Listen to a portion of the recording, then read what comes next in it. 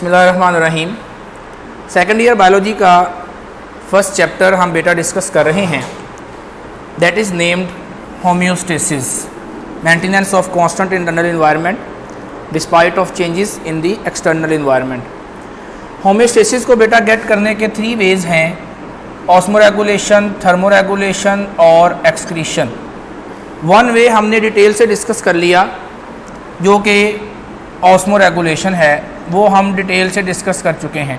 Second वे हम discuss कर रहे हैं, that is excretion, removal of metabolic and nitrogenous wastes from the body is excretion. Excretion in plants हमने discuss की, उसके बाद एक्सक्रीशन इन एनिमल्स हमने डिस्कस करना स्टार्ट की, उसमें अमोनोटैलिक, यूरियोटैलिक, यूरिकोटैलिक ऑर्गेनिजम्स पढ़े। फिर बेटा हमने रिप्रेजेंटेटिव एनिमल्स को डिस्कस करना स्टार्ट किया जो अपने अपने हैबिटेट को, अपने अपने इन्वायरमेंट को रिप्रेजेंट करते हैं, अपनी स्ट्रक्चर्स को और वाटर की अवेलेबिलिटी के लिहाज से वेस्ट्स को एक्सप्लेन करते हैं। उसके अंदर हमने हाइड्रा, प्लेनेरिया, अर्थवर्म, कॉकरोच के सिस्टम्स पढ़े। आज हम बेटा लास्ट रिप्रेजेंटेटिव एनिमल डिस्कस करना स्टार्ट करेंगे, ह्यूमंस। ह्यूमंस का system most developed and most modified है एक्सक्रीशन के लिहाज से अमंग ऑल दी एनिमल्स। इसके बाद फिर ह्यूमंस का जब सिस्टम कंप्लीट होगा तो हम थर्ड टॉपिक ऑफ होम्योस्टेसिस यानी कि थर्मोरेगुलेशन पे चले जाएंगे। ह्यूमंस की बॉडी के अंदर बेटा हम देखेंगे कि एक्सक्रीशन का मैकेनिज़्म क्या है और एक्सक्रीशन में कौन कौन से ऑर्गन्स इन्वॉल्व हैं, कौन कौन से एक्सक्रीटरी ऑर्गन्स जो हैं वो रिस्पॉन्सिबल हैं एक्सक्रीशन करने के लिए, और एक्सक्रीशन का नॉर्मल मैकेनिज़्म क्या है, किस तरीके से एक्सक्रीटरी प्रोडक्ट्स जो हैं वो प्रोड्यूस होती हैं। पहले बेटा हम नॉर्मल मैकेनिज़्म देखते हैं कि एक्सक्रीशन का नॉर्मल मैकेनिज़्म क्या है ह्यूमंस बॉडी के अंदर। साइंटिस्ट ने जब ऑब्ज़र्व किया कि जो ह्यूमंस की लाइफ है उसकी बेस केमिकल रिएक्शंस पर है, उसकी बेस केमिकल्स पर है, जिसे हम कलेक्टिवली मेटाबॉलिज्म कहते हैं, जिसमें एनाबॉलिज्म और कैटाबॉलिज्म के रिएक्शंस आते हैं। मेटाबॉलिज्म होता है तो लाइफ सस्टेन रहती है, लाइफ बैलेंस्ड रहती है, लाइफ रन होती है। अगर मेटाबॉलिज्म नहीं होता तो लाइफ डिस्टर्ब हो जाती है और स्टॉप हो जाती है।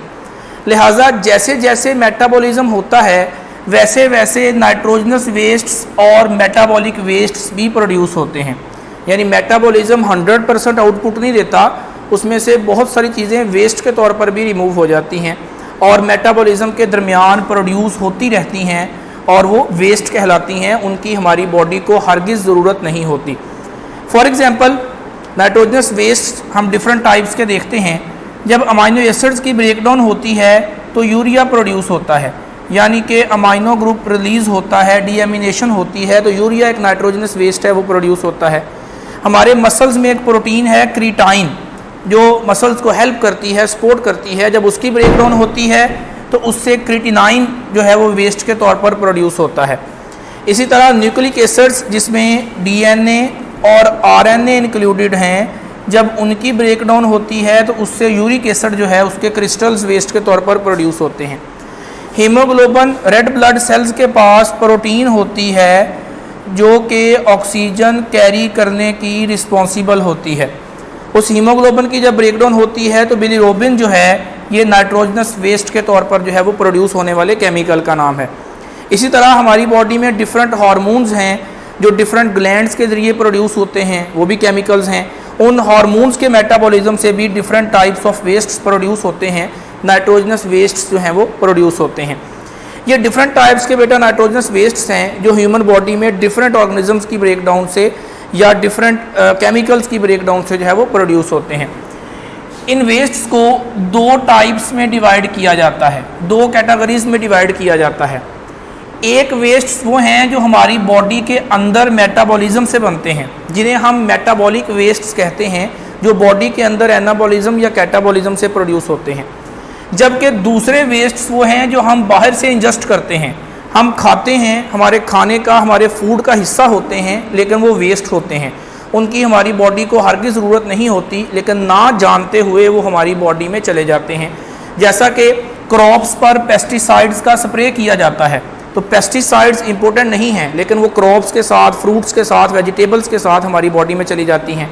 ड्रग्स के साथ बहुत सारे वेस्ट मटेरियल्स होते हैं, जो ड्रग्स होती हैं यानी कि मेडिसन्स, वो हमारी बॉडी के अंदर वेस्ट के तौर पर जाती हैं, सारी नहीं, उनके साथ कुछ अटैच्ड मटेरियल्स। इसी तरह फूड एडिटिव्स, हमारी फूड के बहुत सारे हिस्से ऐसे होते हैं जो वेस्ट होते हैं, जैसा कि बहुत सारे फ्रूट्स के जो छिलके हैं, जो पीलिंग है, उनके ऊपर कवरिंग है, वो वेस्ट होती है, वो हम डाइजेस्ट नहीं कर पाते लेकिन वो हमारी बॉडी में चली जाती है। या ये शॉपिंग बैग्स के पीसेस चले जाते हैं, या और बहुत सारे ऐसे मटेरियल्स हमारे फूड के साथ चले जाते हैं जो कि किसी भी सूरत डाइजेस्ट नहीं हो पाते और वो वेस्ट के तौर पर कंसिडर किए जाते हैं। तो मेटाबॉलिज्म से वेस्ट प्रोड्यूस हो या हम बाहर से वेस्ट इंजेस्ट करें जानते हुए या ना जानते हुए, वो वेस्ट अगर हमारी बॉडी में अकमुलेट हो जाएं, अगर वो वेस्ट हमारी बॉडी में चले जाएं तो फिर उससे बड़े सीरियस किस्म के नुकसानात होते हैं, बहुत सीरियस हैज़र्ड्स होते हैं, नुकसानात होते हैं। लिहाजा इन वेस्ट्स को बॉडी से रिमूव करना हर सूरत ज़रूरी है, क्योंकि अगर इनका लेवल बॉडी में इंक्रीज़ हो जाएगा तो हमारी बॉडी डिस्टर्ब होगी, हमारी बॉडी कोमा में जाएगी, हमारी बॉडी डेथ की तरफ चली जाएगी। ह्यूमंस की बॉडी के अंदर बेटा वेस्ट को रिमूव करने के लिए कौन कौन से ऑर्गन्स रोल प्ले करते हैं, अब हम नेक्स्ट वो डिस्कस करेंगे कि ह्यूमन की बॉडी में एक्सक्रीटरी ऑर्गन्स कौन कौन से हैं जो एक्सक्रीशन में अपना हिस्सा डालते हैं। लीवर यानी कि जिगर, ये एक्सक्रीशन में रोल प्ले करता है, और किडनीज़ यानी कि गुर्दे, ये हमारा यूरिनरी सिस्टम बनाते हैं, जो हम नेक्स्ट डिस्कस करेंगे। पहले हम लीवर को डिस्कस करेंगे कि हमारी बॉडी से नाइट्रोजनस वेस्ट यानी कि यूरिन रिमूव करने के लिए जो यूरिनरी सिस्टम किडनीज़ पर डिपेंड करता है वो क्या है, वो हमारा नेक्स्ट टॉपिक होगा। लीवर जो है एक बहुत important organ of the body है। एक नॉर्मल लीवर जो है 1.5 kg का होता है और उसका साइज़ एक फुटबॉल के साइज़ के बराबर होता है, यानी कि ये बॉडी का एक बड़ा ऑर्गन है as compared to lungs, as compared to kidneys, as compared to other organs. ये एक बड़ा ऑर्गन है, ये एक लार्ज साइज़ ऑर्गन है, और इसका बड़ा साइज़ और ज़्यादा वेट इस बात की इंडिकेशन करता है कि इसकी इंपॉर्टेंस बहुत ज़्यादा है, इसकी वैल्यू बहुत ज़्यादा है। लीवर जो है ये हमारी बॉडी के मेटाबॉलिज्म की एक सेंट्रल प्लेस है, एक मरकज़ है, एक सेंटर है जहाँ पर हमारी बॉडी का मेटाबॉलिज्म रन होता है या मेटाबॉलिज्म रन करने की मीटिंग्स होती हैं, प्रोग्राम्स बनाए जाते हैं। लिहाजा जब मेटाबॉलिज्म यहाँ पर सबसे ज़्यादा होता है तो फिर मेटाबॉलिक वेस्ट्स भी सबसे ज़्यादा यहीं पे बनते हैं। ये वेस्ट्स का क्लीनिंग हाउस भी है, वेस्ट को रिमूव करने का रिस्पॉन्सिबल भी है, क्योंकि ये मेटाबॉलिज्म को परफॉर्म करने का रिस्पॉन्सिबल है। ये हमारी बॉडी के मैक्सिमम ऑर्गन्स के साथ लिंक कायम करता है, इंटरेक्ट करता है, इसलिए इसके रोल को पाइवटल रोल कहा जाता है। पाइवट कहते हैं सेंट्रल चीज़ को, कोई एक चीज़ जिसकी साइडों पर कोई चीज़ घूमे वो उसका पाइवट होता है। जैसे साइकिल के सेंटर में जो है वो एक एक्सल होता है जहाँ पर वायर्स जुड़ी होती हैं और उसकी साइडों पर व्हील घूमता है, तो वो उसका पाइवट है। तो पाइवट मीन्स सेंट्रल चीज़, ये फिजिक्स का वर्ड है, जिसकी साइडों पर कोई चीज़ घूमे। तो लीवर हमारी बॉडी का पाइवट है जिसकी साइडों पर सारे ऑर्गन्स अटैच हैं और वो रोल प्ले करते हैं वेस्ट को रिमूव करने के लिए। लीवर अपने रोल के साथ साथ सपोर्टिंग रोल भी परफॉर्म करता है। एक तो इसका अपना रोल है कि ये मेटाबॉलिज्म करता है, मेटाबॉलिज्म की क्लियरिंग करता है, ऑर्गन्स को अटैच करता है, मेटाबॉलिक का रोल प्ले करता है। इसके अलावा ये सपोर्ट भी करता है। किसको सपोर्ट करता है? ये किडनीज़ को सपोर्ट करता है, यानी कि यूरिनरी सिस्टम को सपोर्ट करता है, ताकि वो लेस टॉक्सिक फॉर्म प्रोड्यूस कर सकें more toxic form of nitrogen से।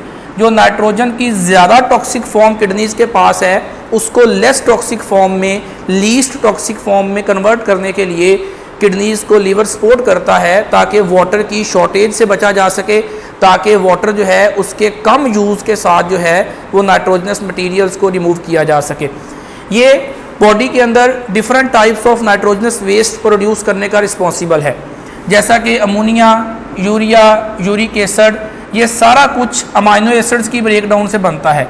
यानी कि जब डीएमिनेशन होती है, नाइट्रोजनस मटेरियल्स जो है या amino group of amino acids release होता है प्रोटीन में से, तो डीएमिनेशन का प्रोसेस होता है, तो वो सारे का सारा लीवर की रिस्पॉन्सिबिलिटी है। अमाइनो एसिड्स का जनरल फार्मूला बार बार देखते हैं तो इसके एक तरफ अमाइनो ग्रुप होता है और एक तरफ कार्बोक्सिलिक ग्रुप होता है। तो जब ये अमाइनो ग्रुप रिलीज़ होता है तो उसे डीएमिनेशन कहते हैं, और डीएमिनेशन के ज़रिए नाइट्रोजनस वेस्ट जो हैं जो प्रोड्यूस होते हैं वो अमोनिया, यूरिया, यूरिक एसिड हैं, तो उनका बॉडी से रिलीज़ करवाना या उनका बॉडी में प्रोड्यूस करवाना लीवर की रिस्पॉन्सिबिलिटी है। इसके अलावा थोड़ा सा रोल स्किन का देखते हैं कि स्किन हमारी बॉडी में क्या रोल प्ले करती है। It is very important question कि क्या स्किन एक्सक्रीटरी ऑर्गन है या नहीं है। हमारी स्किन जो है उसमें से सॉल्ट्स रिलीज़ होते हैं, कैसे? स्वेट के ज़रिए। पसीने के ज़रिए हमें पसीना आता है तो हमारी बॉडी के स्वेट ग्लैंड्स जो हैं वो स्वेट प्रोड्यूस करते हैं, यानी वाटर के अंदर साल्ट मिक्स हो जाते हैं। इसके अलावा हमारे साल्ट यूरिन के ज़रिए निकलते हैं, वो यूरिनरी सिस्टम से बनता है, वो हम नेक्स्ट डिस्कस करेंगे। वाटर में मिक्स होकर हमारे साल्ट्स निकलते हैं, यूरिन बन जाता है। स्वेट ग्लैंड्स पसीने के ज़रिए साल्ट्स निकलते हैं, स्वेट बन जाता है। इसी तरह सीबम सेबेशियस ग्लैंड से प्रोड्यूस होते हैं। सेबेशियस ग्लैंड्स कहते हैं ऑयली ग्लैंड्स जो ऑयल प्रोड्यूस करते हैं। जैसे हमारी स्किन के ऊपर, हमारे फेस के ऊपर, हमारे नोज़ के ऊपर ऑयल आ जाता है तो वो सेबेशियस ग्लैंड्स हैं जो सीबम यानी कि ऑयली या लिपिड्स की टाइप के स्ट्रक्चर प्रोड्यूस करते हैं। तो ये जो हैं वो सेबेशियस ग्लैंड्स और स्वेट ग्लैंड्स स्किन के साथ अटैच हैं, लेकिन ऐसा लगता है कि शायद ये वेस्ट रिमूव कर रहे हैं। स्किन साल्ट रिमूव कर रही है तो वो भी वेस्ट है, सीबम ऑयल रिमूव कर रहा है तो वो भी वेस्ट है। देखने में ये वेस्ट प्रोडक्ट्स लगते हैं, लेकिन एक्चुअली ये वेस्ट प्रोडक्ट होते नहीं हैं, ये एक्सक्रीटरी नेचर के लगते हैं, बट एक्चुअली ये एक्सक्रीटरी प्रोडक्ट्स नहीं हैं। स्किन का रोल बेटा देखने में एक्सक्रीटरी लगता है कि स्वेट साल्ट्स प्रोड्यूस करते हैं, सीबम ऑयल प्रोड्यूस करता है, लेकिन एक्चुअली ये एक्सक्रीटरी है नहीं। क्यों? क्योंकि स्वेट प्रोड्यूस होता है थर्मोरेगुलेशन के लिए। पसीना तब आता है जब इन्वायरमेंट का टेम्परेचर ज़्यादा होता है। अगर पसीना आने का मकसद साल्ट रिमूव करना हो तो फिर पसीना सर्दियों में भी आए, लेकिन स्वेट का मकसद साल्ट रिमूव करना नहीं है, सिर्फ टेम्परेचर मेंटेन करना है, तो वो थर्मोरेगुलेशन है। इसी तरह सीबम यानी कि ऑयल प्रोड्यूस करने का जो स्किन का मकसद है वो ये है कि डस्ट और माइक्रो ऑर्गेनिजम्स हमारी स्किन के ज़रिए बॉडी में एंटर ना हो सकें, यानी कि इसका रोल प्रोटेक्शन का रोल है। इसका रोल भी एक्सक्रीशन का रोल नहीं है कि हमारी फेस पे जहाँ पर क्लॉथ नहीं है वहाँ पर ऑयल प्रोड्यूस होने से माइक्रो ऑर्गेनिजम्स और डस्ट हमारी बॉडी में एंटर नहीं होती, जिसकी वजह से हमारी बॉडी उस ऑयल की वजह से प्रोटेक्ट रहती है, सेव रहती है। अगर हम बॉडी के बाकी स्किन की निस्बत जो फेस की स्किन है या नोज़ की स्किन है उसको टिश्यू पेपर से साफ़ करें तो उसमें ज़्यादा डस्ट के पार्टिकल्स होती हैं, क्योंकि ऑयली ग्लैंड ने उसको प्रोटेक्ट किया होता है, सेव किया होता है। लिहाजा इन बातों से हमें ये प्रूव होता है कि production of sweat is for thermoregulation and production of sebum is to protect against micro organisms. लिहाजा स्किन एक्सक्रीटरी ऑर्गन नहीं है, स्किन का एक्सक्रीशन में कोई रोल प्ले नहीं होता। लीवर का रोल देखते हैं कि लीवर जो नाइट्रोजनस वेस्ट प्रोड्यूस करता है उसमें अमोनिया है, यूरिया है और यूरिक एसिड है, लेकिन सबसे important nitrogenous waste, principal nitrogenous waste of human body urea है, जिसकी वजह से यूरिन प्रोड्यूस होता है। इसको major excretory product of human body कहा जाता है, सारे एनिमल्स का नहीं कहा जाता। अब लीवर जो है, लीवर इन नाइट्रोजनस वेस्ट को यूरिया में कन्वर्ट करने का रिस्पॉन्सिबल है। लास्ट लेक्चर्स में हमने बेटा पढ़ा था कि मेजर नाइट्रोजनस वेस्ट अमोनिया है, लेकिन वो यूरिया में कन्वर्ट होता है एक स्पेसिफिक वे के ज़रिए जिसे हम यूरिया साइकिल कहते हैं, जो कि एक साइक्लिक प्रोसेस है। वहाँ पर हमने पढ़ा था इसकी डायग्राम को, यहाँ पर इसकी थ्योरी लिखी हुई है लेकिन डायग्राम नहीं बनाई हुई, तो हमने उसको रिवाइज करने के लिए अगेन डायग्राम जो है वो बनाई है ताकि उसको हम अंडरस्टैंड कर सकें। लिहाजा लीवर नाइट्रोजनस वेस्ट को यूरिया में कन्वर्ट करता है और उसे यूरिया साइकिल कहते हैं। लास्ट यूरिया साइकिल जो हमने पढ़ा था बिल्कुल वही है। पिछले साइकिल से बची हुई ऑर्निथाइन एक मॉलिक्यूल ऑफ अमोनिया और एक मॉलिक्यूल ऑफ कार्बन डाइऑक्साइड के साथ कंबाइन होकर सिट्रोलाइन बनाती है। पिछले साइकिल की बची हुई ऑर्निथाइन यानी कि प्रीकर्सर ऑर्निथाइन एक अमोनिया और कार्बन डाइऑक्साइड जो हमारी बॉडी में है उसे सिट्रोलाइन बनाती है। एक तो अमोनिया कन्वर्ट होने लग गया, दूसरा कार्बन डाइऑक्साइड भी वेस्ट के तौर पर बाहर निकलना शुरू हो गई। जब सिट्रोलाइन बन जाती है तो एक और नाइट्रोजन ऐड होता है, एक और अमोनिया ऐड होता है। इसके दो बेनिफिट्स हैं। एक बेनिफिट ये है कि दो अमोनिया वेस्ट हो जाते हैं और दूसरा बेनिफिट ये है कि यूरिया बनाने के लिए दो नाइट्रोजन चाहिए, वो दो नाइट्रोजन पूरे हो जाते हैं। लिहाजा जब एक और अमोनिया ऐड होता है तो उससे आर्जिनिनोसक्सीनेट प्रोड्यूस हो जाता है। आर्जिनिनोसक्सीनेट अपने आप को नेक्स्ट कन्वर्ट करता है आर्जिनाइन में। आर्जिनाइन को बाहर से अटैच करता है arginase enzyme. It is very important enzyme. Arginase enzyme arginine को यूरिया में कन्वर्ट कर देता है और ख़ुद जो बचता है वो ऑर्निथाइन बन जाता है। ये पिछले साइकिल की बची हुई ऑर्निथाइन दोबारा अगला साइकिल स्टार्ट कर सकती है। तो ये एक साइक्लिक प्रोसेस है कि जहाँ से स्टार्ट हुआ था वहीं पे ऑर्निथाइन पे वापस आ गया तो ऑर्निथाइन अगर नहीं होगी तो अगला साइकिल स्टार्ट नहीं हो सकेगा। लिहाजा urea cycle it is very important cycle जो कि मोस्ट टॉक्सिक फॉर्म को लेस टॉक्सिक फॉर्म में कन्वर्ट करती है, यानी कि अमोनिया को यूरिया में कन्वर्ट करती है। इसके बेनिफिट्स क्या होते हैं? यूरिया अमोनिया की निस्बत कम टॉक्सिक है। इस साइकिल में 2 अमोनिया के मॉलिक्यूल यूज़ होकर एट अ टाइम निकल जाते हैं।